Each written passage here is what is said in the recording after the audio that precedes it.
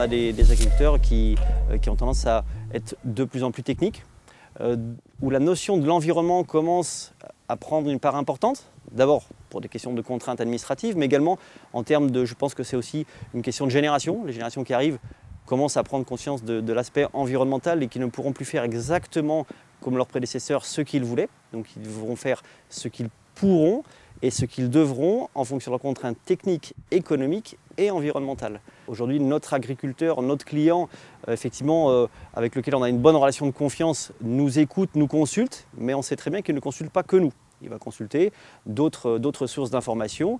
Autrefois, c'était les journaux, aujourd'hui c'est plutôt Internet, ça peut être aussi d'autres organismes. Donc ça, c'est effectivement un élément à prendre en compte. On a aussi beaucoup d'agriculteurs qui arrivent sur des petites structures. Des petites structures sont reprises en fait avec des circuits courts, où là les gens ne vont plus produire forcément de la masse, mais des circuits courts avec une forte valeur ajoutée. Donc là, on a peut-être, nous, une place à trouver, à chercher en tout cas pour être interlocuteur auprès de ces gens-là. Après, moi, ce qui me dérange toujours, c'est cette opposition en fait entre agriculture et environnement, qui à mon avis est une erreur fondamentale et à mon avis assez française, où en fait on va former d'un côté, dès les formations agricoles, des gens qui vont travailler sur l'environnement et d'autres qui vont produire. L'autonomie alimentaire a été acquise les 40 dernières années.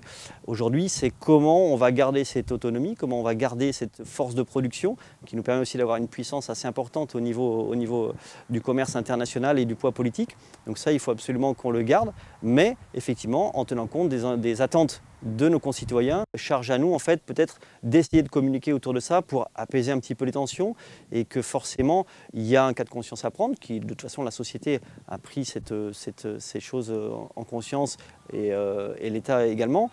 Donc charge à nous aussi de rééquilibrer un petit peu les choses en disant oui, nous y faisons attention, continuons dans ce sens-là, cherchons des solutions alternatives et meilleures pour l'environnement. Après, ne tombons pas non plus dans l'extrême où les gens qui vont décider d'interdire ne seront pas ceux qui subiront les conséquences de ces interdictions. L'interdiction peut être parfois plus nocive que l'application. Je pense à certaines gestions de parasites, notamment les mycotoxines, en font partie à mon sens. Aujourd'hui, des lots contaminés de mycotoxines, parce qu'elles n'ont pas été protégées en temps et en heure avec des fongicides, sont un risque pour la santé humaine.